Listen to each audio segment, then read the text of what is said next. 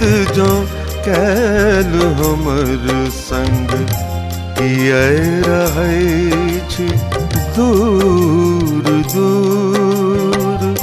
हाथ हमर धालियो ही साथी, हाथ हमर धालियो ही साथी। करू अहम के चूर चूर किए रहै छी दूर दूर।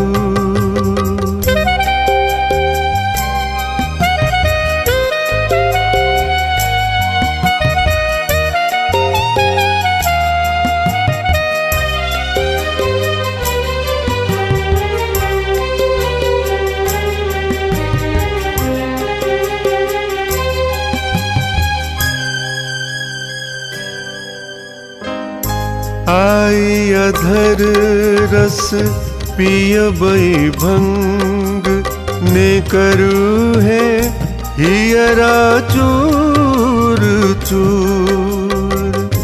मन में अहिक राग बजैये, गला में दुनिया भर के सुर। आऊ है प्रीतम तज सामाजिक रीति नीति कै हम रही पूर किए रहै छी दूर दूर। प्रीतम प्रीत जो कैल हमर संग किए रहै छी दूर दूर।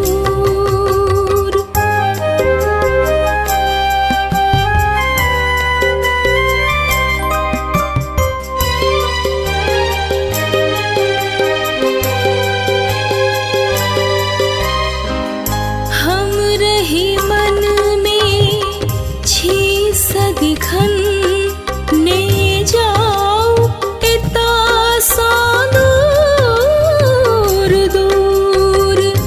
चिर बसंत के छलै इशारा, आइ नचै छै मन मयूर। आओ हे प्रीतम जागल अछि मन, चित उपवन में जागे सुर। किए रहै छी दूर दूर। प्रीतम प्रीत जो कैल हमर संग किए रहै छी दूर दूर।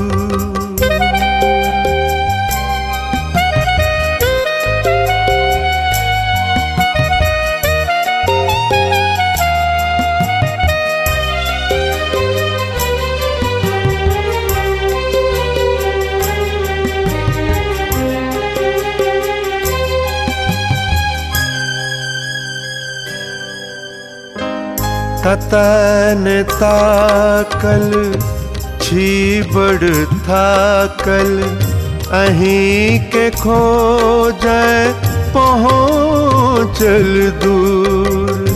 बड़ मुश्किल सँ आइ भेटल छी, मन के भ्रमरा धैलक सुर।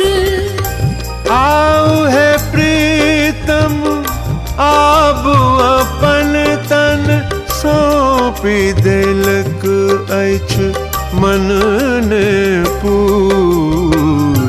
किए रहै छी दूर दूर।